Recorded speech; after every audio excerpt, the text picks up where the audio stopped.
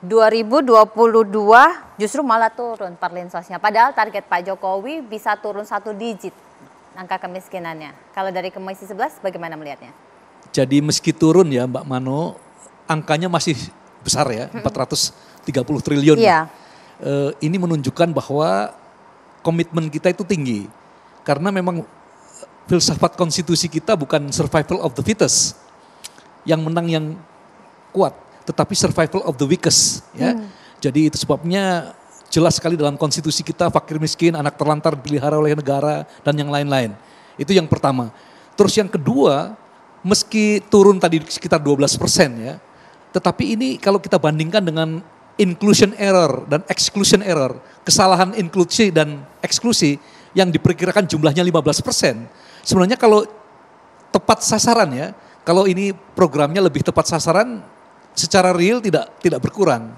Ya, kemarin kan ada kurang lebih 15% yang menurut perkiraan kita salah tadi, yang tidak masuk, yang seharusnya tidak masuk, yang seharusnya masuk tidak masuk gitu kan.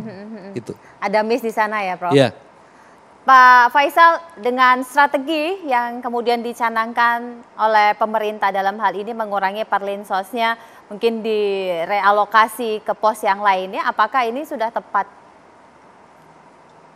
Kalau kita lihat dari alokasi per kementerian ya, yang turun tajam itu kan Kemensos, Kemenkop UKM, kemudian Kemenkes, ya turun.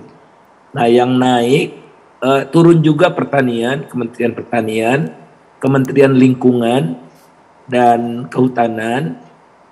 Nah jadi ini saya agak gamang gitu ya, karena tantangan-tantangan ke depan kan terkait dengan penguatan sumber daya manusia, menghadapi climate change dan sebagainya, nggak nyambung dengan tema APBN kita ini. Nah sementara yang naik Kementerian BUMN, ini apa-apaan ini untuk nyuntik BUMN lagi, ya sudah pasti gitu. Kemudian Kementerian Pertahanan, nggak bisa puasa dulu setahun ini gitu. Jadi politik anggarannya saya lihat jauh dari harapan Prof. Hendrawan tadi, gitu ya, dari bantuan sosial. Tapi ini dari kementerian ya. Nah kemudian dari saya setuju sekali belanja barang turun tajam tuh. Saya setuju sekali, itu komitmen yang bagus menurut saya. Untuk belanja pegawai naik, tapi naiknya tidak signifikan sehingga implisit di sana tidak ada kenaikan gaji kelihatannya ya bagi pegawai negeri ini. Nah kemudian subsidi turun ya, subsidi turun dan bantuan sosial turun tuh, kalau dilihat dari sana. Namun bayar bunganya melonjak. Jadi pemerintah pusat ini habis uang 20,9% nanti tahun 2022 untuk sekedar bayar bunga. Ini terlalu tinggi, terlalu tinggi. Itu catatannya juga dari Komisi 11, Prof. Sebelum saya... Memang dalam jangka pendek tidak bisa terhindarkan. Agak berat ternyata nanti ya. Nanti secara bertahap kita lakukan adjustment, penyesuaian. Memang agak berat, tapi bagaimana, apakah pengusaha melihat ini cukup untuk membuat mereka bergerak kembali agar ekonomi semakin menggeliat? Sesaat lagi kita akan lanjutkan Indonesia Business Forum. Jadi dukungan apa yang kemudian dibutuhkan oleh pengusaha, Pak Ketum Kadin ini untuk bisa membuat agar anggotanya paling tidak berhenti atau tidak semakin banyak yang mem-PHK agar pengangguran ini bisa ditekan dan angka kemiskinan ini pun bisa sesuai target Pak Jokowi? Begini, kalau kita bicara itu bahwa insentif itu selalu dibutuhkan. Nah, intinya akhirnya bahwa bagaimana kita bisa, yang penting adalah melihat ke depan secara optimis dulu. Jadi supaya dengan demikian kebersamaan kita itu bisa berjalan. Nah, kalau kita selalu memikirkan apa yang ini, ya pengusaha itu selalu berinovasi. Tapi yang paling penting sekarang teman-teman UMKM, bagaimana sekarang ini saya mengatakan bahwa relokasi untuk program ini terhadap kedepannya itu untuk APBN ke depan, bagaimana kalau tetap saja fokus terhadap yang namanya UMKM dan juga bicara untuk bansos dan lain-lain, karena kita belum tahu bagaimana keadaan ke depan mengenai pandemi ini.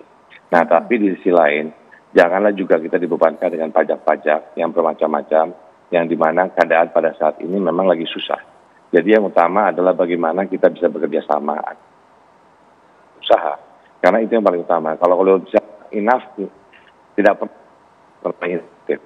Jadi untuk itu kita akan bicara dan kita mengatakan bahwa yang paling penting adalah customize insentif untuk setiap industri, karena setiap industri mempunyai tantangan yang berbeda-beda. Nah, dengan demikian package dari insentifnya harus berbeda, karena nggak bisa disamakan saja. Jadi itu yang harus perlu diperhatikan oleh pemerintah ke depannya.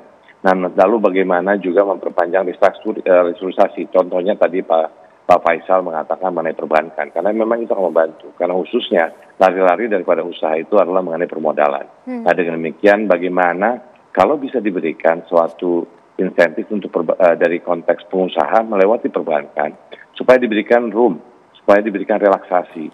Jadi dengan ini ada breathing untuk yang namanya pengusaha-pengusaha. Mulai yang dari kecil sampai besar. Dan bagaimana juga supaya teman-teman yang tadi di mikro ini bisa diberikan katakanlah modal-modal kerja yang dapat membantu. Jadi kalau bicara inovasi, ya saya rasa pengusaha kita semuanya kita berinovasi.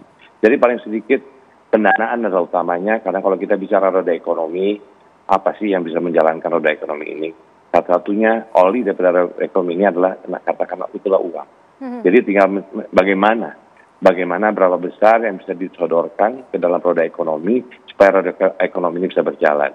Lalu di sisi lain, bagaimana pemerintah harus mengutamakan di mana ada pasar ekspor harus didukung. Contohnya insentif ya. Kalau misalnya kita ada barang untuk ekspor, tapi memang perlu import sesuatu, nah untuk direekspor. Nah untuk hal seperti ini diberikan insentif yang dipermudah. Karena tadi kita lagi perang.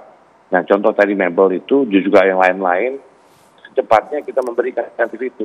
Supaya kita tidak kehilangan pasar kita, kapan lagi. There's only one opportunity. Kalau dalam bisnis itu, selalu opportunity itu cepat kita grab. Kalau tidak, kalah lagi kita. Nah di sisi inilah, saya rasa kita juga harus melihat dari sisi peluang, bahwa keadaan yang demikian berat sekarang ini pasti adanya suatu opportunity untuk kita bersama-sama keluar dari sini dan kita harus berbicara positif.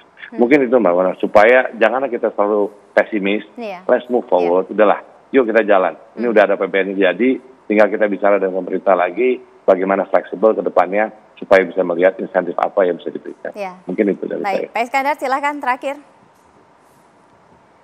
Baik Mbak Manu, jadi permasalahan COVID ini adalah masalah multidimensi ya. Akibat daripada terganggunya ekonomi, akibat kita melakukan pembatasan dalam rangka mencegah terjadinya penularan COVID, maka ekonominya terganggu ya. Karena ekonominya terganggu, tentunya ini berpengaruh terhadap kesempatan kerja, ya, kesempatan bekerja berkurang. Maka itu pemerintah itu tentunya yang pertama adalah menangani aspek kesehatan, Mbak Manu, ya, dengan seperti saya kemukakan tadi, penyelesaian COVID ini dari hulu ke hilir, ya, sehingga kita bisa menuntaskan semua permasalahan COVID ini kita tekan, karena berdasarkan survei dari epidemiologi dunia, ini kita mau nggak mau nanti ke depannya, pandemi ini berubah menjadi endemi, ya. Jadi kita hidup dengan COVID ini, maka tuh budaya baru dengan kebiasaan baru dari COVID ini sudah harusnya menjadi disiplin kita bersama, itu di masyarakat. Pemerintah tentunya hadir dengan cara mendorong ekonominya tadi dan menjaga kesehatan masyarakat, Mbak Manu. Jadi itu yang penting. Tapi yang terutama ini adalah kerjasama semua pihak yang terpenting di dalam penangani COVID ini agar kita bisa sehat dan tumbuh tinggi. Baik. Terima kasih Pak Iskandar Simorangkir. Prof. Hendrawan? Ya, mungkin judulnya tidak seserem itu ya. 76 tahun Indonesia Merdeka, makin miskin, saya kira tidak seperti itu. Terima kasih Prof. Hendrawan, Pak Faisal, terima kasih, dan Bang Asa. Tentunya kita tunggu bagaimana kemudian strategi Kadin untuk bisa membantu teman-teman pengusaha ini agar keluar dari jurang permasalahan akibat pandemi ini. Saya Brigita Manohara pamit, selamat malam, sampai jumpa.